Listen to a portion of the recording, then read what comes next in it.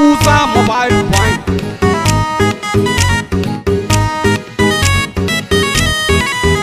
कारी अखिया के कजरा कमाल कहिलस, ताकि कनखी से गजबे सवाल कहिलस।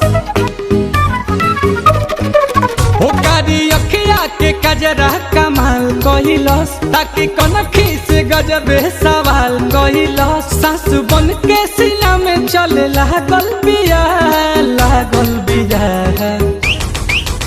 अरे हमारो से बेसी पागल बिया।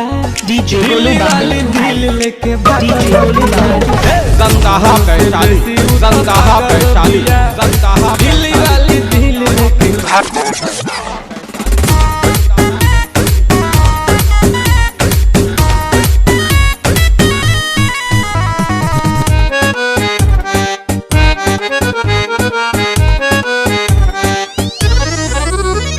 दिलावा के तार तक तार खानी बहाजे, मन कर चल जाही आजे।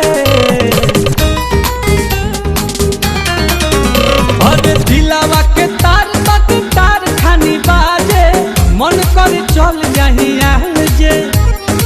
ओठ चुना मुनिया लगेला हर मुनिया, बोले ले तो सरगम साजे। कि उ तो हमारे राम जी से मांगल बिया।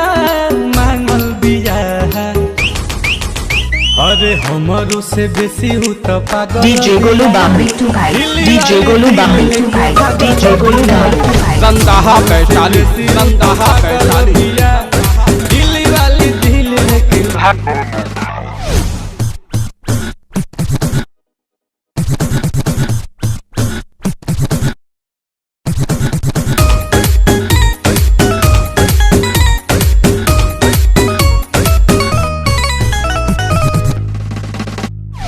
धीरे धीरे बढ़ल रौशन लव वाला मीटर, लड़की रहे हूँ बड़ा चीटर।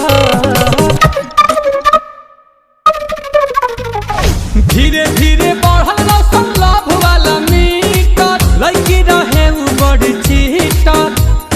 आवेला ना नीन चैन छीन ले बिया, बस गई दिलावा के भीतर। कि नील कमल खातिर रात भर जागल बिया।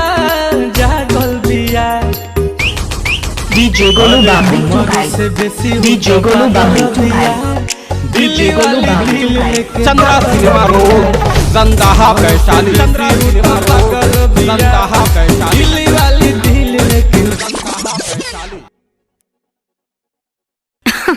अरे पूरा इंडिया हिली बाबू, खाली तू देखत जा। अरे हमारो से बेसी हूँ तो पागल बिया। दिल वाली दिल लेके Pusa mobile point. Chandra cinema road, Gangaha Vaishali.